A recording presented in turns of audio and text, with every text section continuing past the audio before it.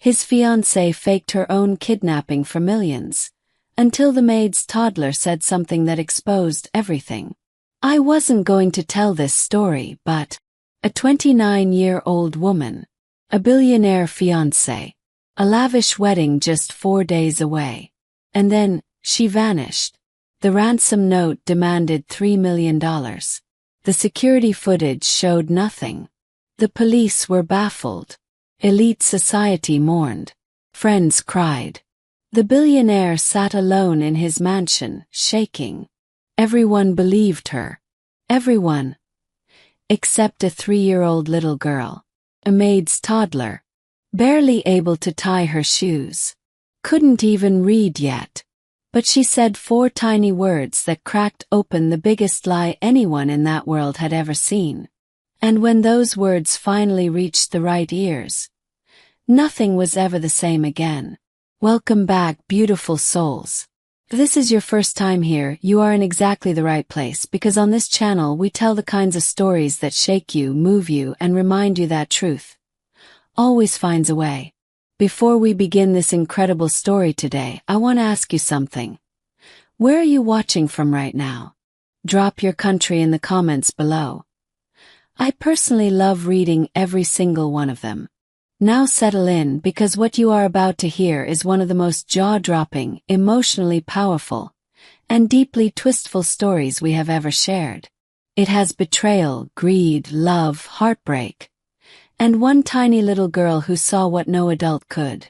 You are not going to want to look away. Not even for a second. His name was Dominic Hargrove, 33 years old. Self-made billionaire. The kind of man who had built empires from nothing, who had turned a small tech startup in his mother's garage in Austin, Texas into one of the most powerful software companies in the country. Forbes had featured him twice. Time magazine had called him the quiet giant of Silicon South. But despite all of that, the penthouse in Manhattan, the estate in the Hamptons, the private jet, the charitable foundations, Dominic Hargrove was, at his core, just a man who wanted to be loved. And he believed, with everything inside him, that he had found that love in Serena Caldwell. Serena was 29 years old, and she was the kind of beautiful that made entire rooms go silent. Tall, polished, with sharp green eyes and a smile that could convince you the sun rose just for her. She had grown up comfortably upper middle class in Connecticut, attended a prestigious university on a partial scholarship, and had spent her 20s building what she called her personal brand. Influencer deals, charity galas, curated social media pages that painted a picture of a woman who had everything together. They had met 18 months ago at a fundraising dinner in New York City. Dominic rarely attended those events. His assistant had practically pushed him through the door. But Serena had walked across the marble floor like she owned it, extended her hand, smiled at him and said, "You look like you'd rather be anywhere else. So would I want to sneak out and find real food?" He had laughed for the first time in months. 6 weeks later they were together. 6 months after that, the tabloids were calling them the "it couple of the year."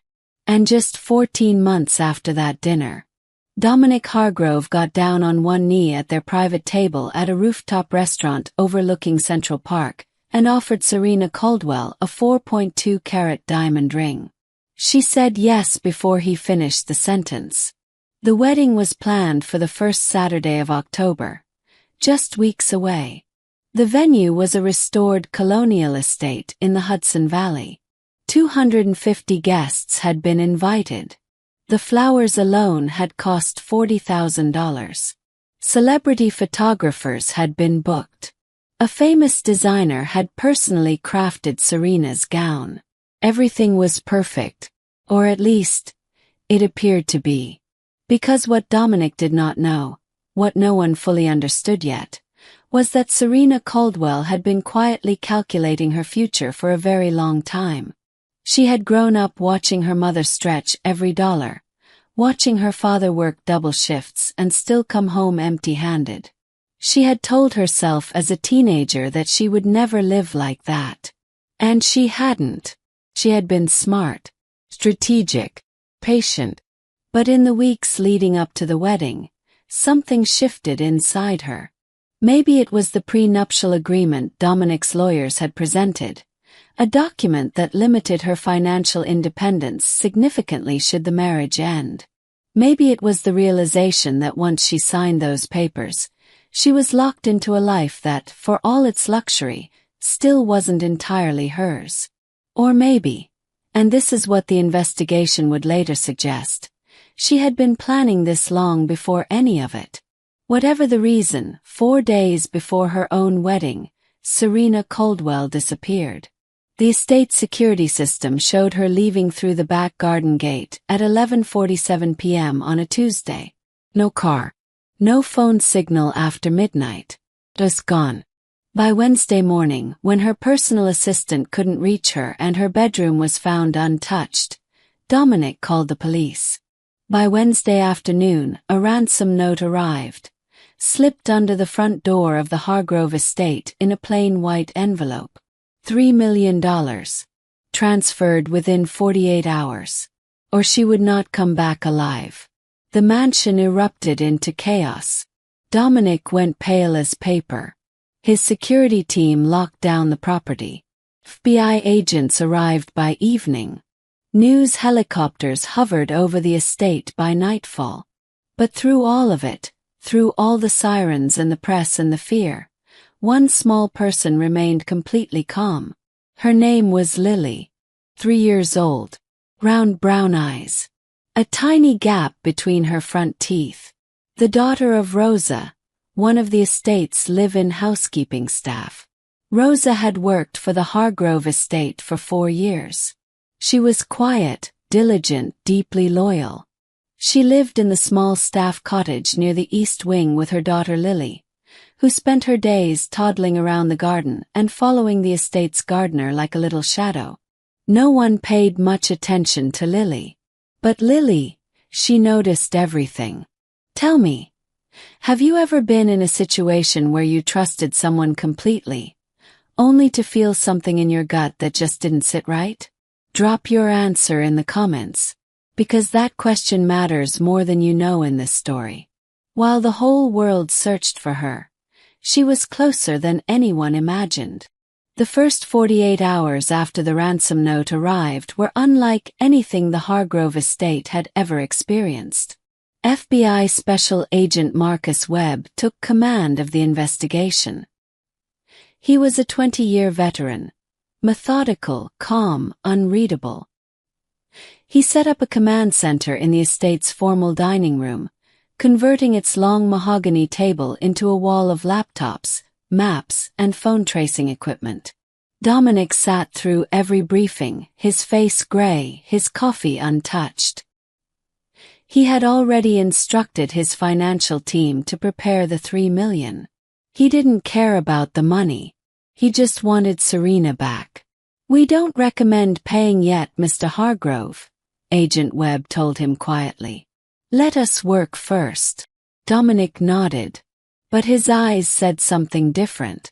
The investigation moved quickly in some directions and frustratingly slow in others. The ransom note had been printed on standard white copy paper. No fingerprints, no watermarks, nothing distinctive. The security footage from the estate showed Serena leaving calmly through the back gate. No signs of struggle, no one waiting for her, no vehicle visible on the camera's range. Her phone had been switched off or destroyed within minutes of her departure. Serena's friends and family were interviewed one by one. Her mother flew in from Connecticut, tearful and shaking. Her college roommate was questioned twice. Her agent, her stylist, her personal trainer. All of them were brought in. All of them expressed shock and devastation, and none of them could offer anything useful. The search expanded. Drones covered the Hudson Valley. Local law enforcement canvassed a 20-mile radius. Tips poured into the FBI hotline. Thousands of them, almost all useless. By the end of the second day, the trail felt ice cold. It was on that second evening, Just as Agent Webb was quietly beginning to reconsider certain assumptions about the case, that something small happened in the staff cottage near the East Wing. Rosa had been trying to keep Lily's routine as normal as possible despite the chaos surrounding them. That night after dinner, she was giving Lily a bath when the little girl suddenly looked up with those wide brown eyes and said, very simply and very clearly, "Mama, the pretty lady is at the flower house." Rosa froze. She looked at her daughter. "What did you say, baby?" Lily blinked. "The pretty lady. Miss Serena. She's at the flower house. I saw her." Rosa's hands went still. Her heart began to beat very fast. "Lily, when did you see Miss Serena?" "Last night," Lily said simply, already losing interest and reaching for her rubber duck. "She had her suitcase. The pink one with the bow. She waved at me but told me to be quiet." Rosa sat on the edge of the bathtub for a long moment. She was a woman who understood what it meant to be dismissed. As a housekeeper, as a single mother, as a brown-skinned immigrant woman working in a billionaire's estate. She knew that if she walked into that dining room full of FBI agents and said, "My 3-year-old saw something," she might be laughed out of the room. But she also knew her daughter. Lily did not lie. Lily didn't even fully understand what lying was yet. And Lily had a memory like a small, perfect camera. She remembered details with an accuracy that had startled Rosa more than once. Rosa dried her daughter off, put her to sleep, and sat at the kitchen table for a long time. Then she picked up her phone and called the estate's head of household, Mrs. Patricia Emmons. "Patricia," she said quietly, "I think I need to talk to someone. About Lily. About something," she said. There was a pause on the other end. "I'll be right there," Patricia said. "Now here's a question for you. If you were Rosa in that moment, would you have spoken up? Or would you have stayed quiet, afraid no one would believe you? Tell me honestly in the comments. Because what happens next? It depends entirely on what she chose to do. A 3-year-old child was about to do what millions of dollars of FBI equipment could not. Patricia Emmons had worked in high-end estate management for 22 years. She had seen scandals, affairs, financial disasters, and family implosions, all behind the closed doors of the ultra-wealthy. She was not easily rattled. But when Rosa finished telling her what Lily had said, Patricia set down her tea very slowly and stared at the wall for a full 10 seconds. "The flower house," she repeated. Rosa nodded. "That's what she said. I know it sounds." "No," Patricia interrupted quietly. "I know exactly what she means. The flower house, as everyone on the estate staff privately called it, was a small, stand-alone greenhouse and garden cottage located on the far northwest corner of the estate property. It had been built by Dominic's late grandmother as a private retreat for her orchid collection. After she passed, it had been largely forgotten, not part of the main security camera grid, not regularly inspected, set back from the main paths behind a thick row of hedgerows.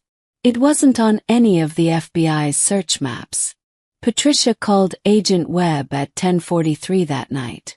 She kept her voice steady. She explained what the child had said. She described the flower house and its location. She mentioned, carefully, deliberately, that it fell outside the estate's primary camera coverage. There was a long pause. Then Webb said, "We'll check it in the morning."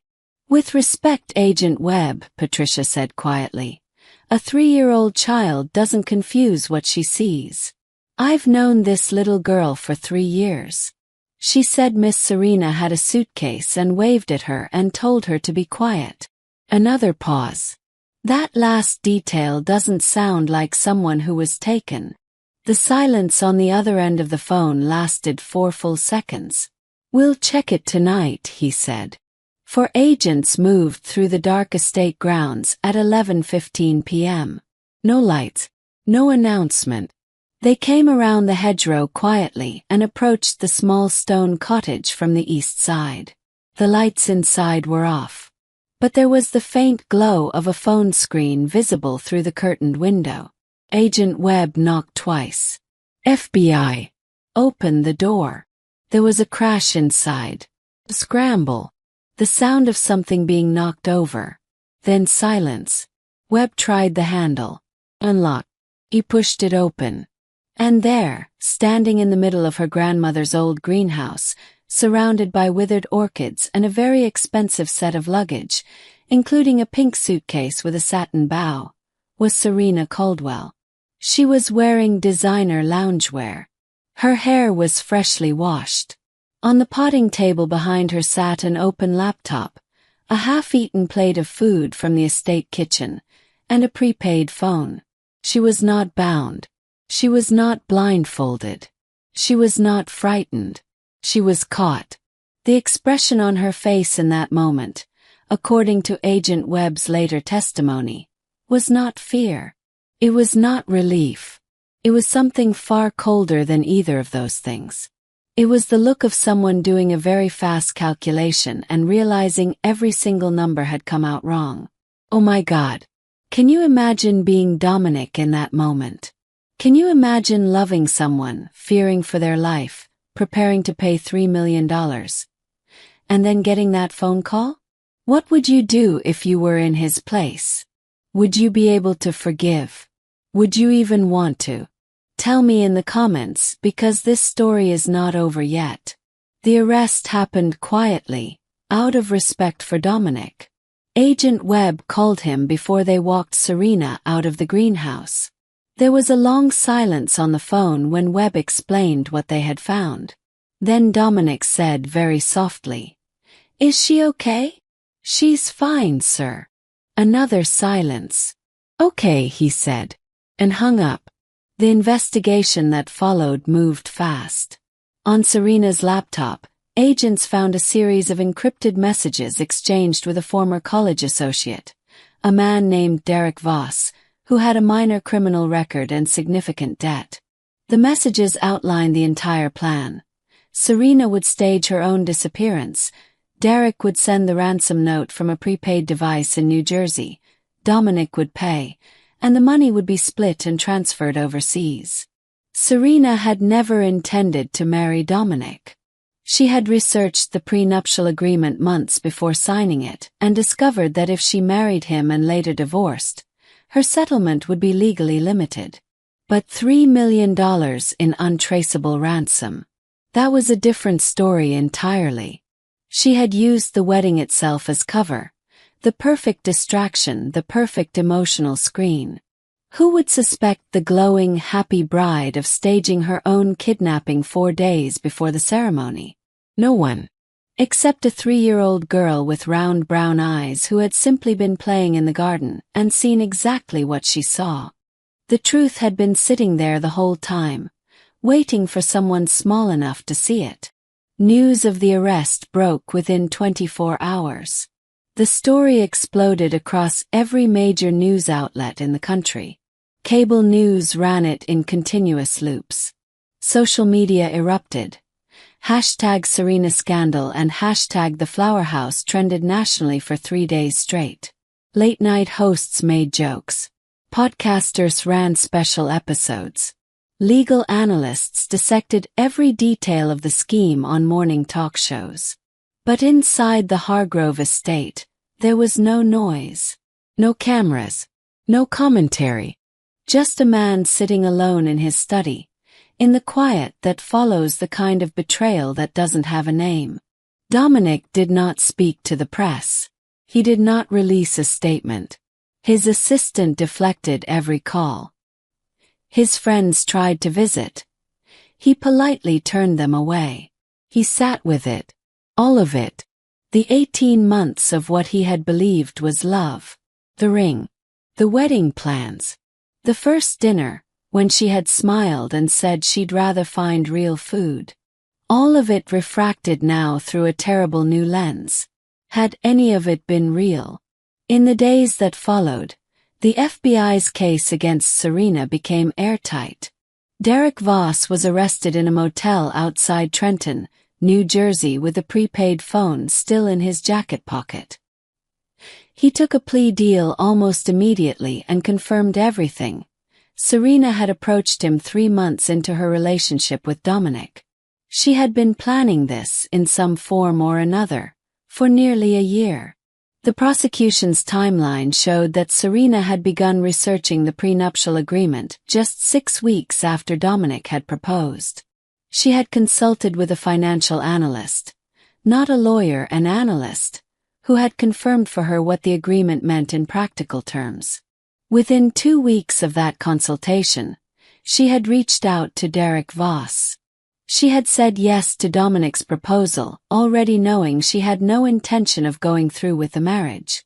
When that detail emerged publicly, the internet's reaction shifted from shock to a kind of quiet, collective heartbreak. Because beyond all the drama and the legal proceedings and the tabloid headlines, there was simply a man, a real person, who had loved someone and been used as a target. Dominic finally broke his silence 11 days after the arrest. Not with a press conference. Not with a social media post. He walked to the staff cottage near the East Wing on a quiet Thursday morning, knocked on the door, and when Rosa answered, looking startled and immediately beginning to apologize for something she hadn't done, he held up one hand gently and said, "I'm not here about any of that. I came to see Lily."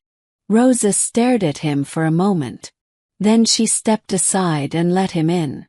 Lily was sitting on the kitchen floor in her pajamas, very seriously arranging a set of plastic animals into what appeared to be a parade formation. She looked up when Dominic came in, studied him with those round brown eyes, and then held up a small plastic elephant. "This is Gerald," she said seriously. Dominic crouched down to her level. "Hi, Gerald," he said. Lily considered him. Then she went back to her parade. Dominic sat on the floor with her. Rosa watched from the doorway, her hand pressed to her mouth. After a long moment, Dominic looked up at Rosa and said quietly, "I was told it was Lily who first mentioned the flower house." Rosa nodded carefully. She saw her. She didn't know, she's just 3, she didn't understand what it meant. Dominic nodded slowly. He looked back at Lily, who was now explaining the parade route to Gerald the elephant in great detail.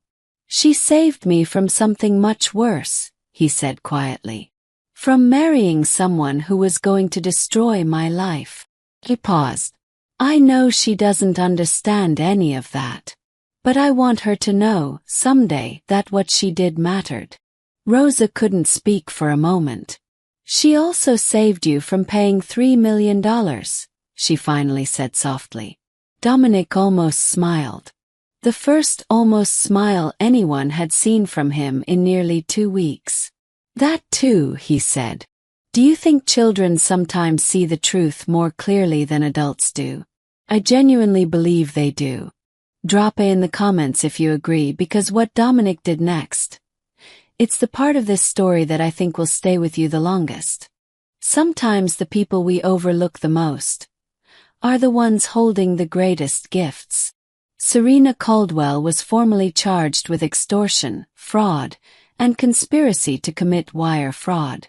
The prosecution sought a 7-year sentence. Her attorney argued for leniency. The case went to trial 4 months later, and after 11 days of proceedings, the jury deliberated for just under 3 hours before returning a verdict of guilty on all counts. She was sentenced to 5 years in federal prison. Derek Voss, having cooperated fully with prosecutors, received a reduced sentence of 18 months. Dominic did not attend the sentencing hearing. His attorney was present, but Dominic himself was elsewhere that day. He was, in fact, at a ceremony. Quiet, private, no press, no cameras. Just a few estate staff members gathered in the main sitting room of the Hargrove estate, along with Rosa and Lily, who was wearing a dress with small yellow daisies on it and was deeply focused on a juice box. Dominic had established something that week. He called it the Lily Fund, a private educational trust, structured and managed through his foundation. The trust would fully cover Lily's education from preschool through university, with an additional provision for vocational training or graduate study if she chose it. Rosa had been offered a permanent household management position at significantly elevated pay, with full benefits, health care, and a housing allowance that would allow her to eventually move her and Lily into their own home. When the estate's attorney read the terms aloud in that sitting room, Rosa covered her face with both hands. Her shoulders shook. Lily looked up at her, confused, then patted her mother's knee very gently. "Don't cry, Mama," she said. That made everyone in the room cry instead. Dominic stood up and looked at Rosa directly. "You raised a child who tells the truth," he said simply. "Who sees clearly. Who doesn't look away from what's right in front of her." He paused. "That's not a small thing. In my world, and I say this with complete honesty, that is one of the rarest things there is." Rosa wiped her eyes. "She's 3, she managed. She still thinks the moon follows the car." "She'll figure out the moon," Dominic said gently. "But the truth-telling, that came from you. That's how you raised her." In the months that followed, Dominic moved forward in the way that people who have been badly broken sometimes do. Slowly, carefully, with a new and hard-won understanding of what actually matters. He quietly cancelled the wedding venue booking. He donated the $40,000 flower budget to a domestic violence shelter in the Bronx. He had the diamond ring, that 4.2-carat diamond ring he had chosen so carefully, melted down and used the gold and stone in a piece of custom jewelry he commissioned for his mother's birthday. He told an interviewer much later, one single interview one time and then never again, that the whole experience had taught him something he hadn't expected. "I used to think that the greatest asset in any situation was power," he said. "Resources, information, strategy." He paused. But it was a 3-year-old girl with a juice box who saw what $3 million worth of investigation missed. He just looked and told the truth. He was quiet for a moment. "I think about that a lot. I think about how often we stop doing those two things. We stop really looking. We stop telling the truth. We get complicated." He almost smiled. "Kids aren't complicated yet. That's not a weakness. That's the whole thing." Lily, for her part, had no memory of any of it by the time she was 5. But on her 4th birthday, a card arrived with a yellow daisy on the front, because Dominic had noticed the dress, and inside it said simply, "You did something brave without even knowing it. Keep looking at the world that way. D." Rosa kept that card in a frame on the kitchen wall for the rest of her life. Here is what this story keeps coming back to for me. Truth doesn't always arrive in expensive suits with briefcases full of evidence. Sometimes it arrives in a daisy dress, holding a juice box, telling you exactly what it saw, because it doesn't yet know that it's supposed to stay quiet. Lily didn't save Dominic because she was powerful. She saved him because she was honest. Because she hadn't yet learned to second-guess herself. Because she looked at the world without filters or fear or calculation. And she simply said what was true. How many of us have unlearned that? How many of us have silenced ourselves because we were afraid we wouldn't be believed? Because we were too small or too ordinary, or didn't have the right title or the right connections? Rosa almost didn't speak up, but she did. And everything changed. The moral of this story isn't about wealth or betrayal or justice, though all of those things are in it. The moral is this. The clearest eyes in any room are often the ones the world has decided not to listen to. And sometimes, it takes a toddler to remind us all how to see. If this story moved you, if it made you feel something, please give it a like right now. Takes 1 second and it means the world to this channel. If you're new here, subscribe and ring that bell, because we tell stories like this every single week, and I would hate for you to miss what's coming next. And leave me a comment. Tell me what part of this story hit you hardest. Was it Rose's courage? Dominic's quiet grace? Or was it Lily, that little 3-year-old in the daisy dress who saw the truth before anyone else did? Share this story with someone who needs to hear it today. Someone who maybe feels invisible. Someone who's been told their voice is too small to matter. Tell them Lily was 3 years old. And she changed everything. Thank you for watching. Thank you for feeling. And I'll see you in the next story.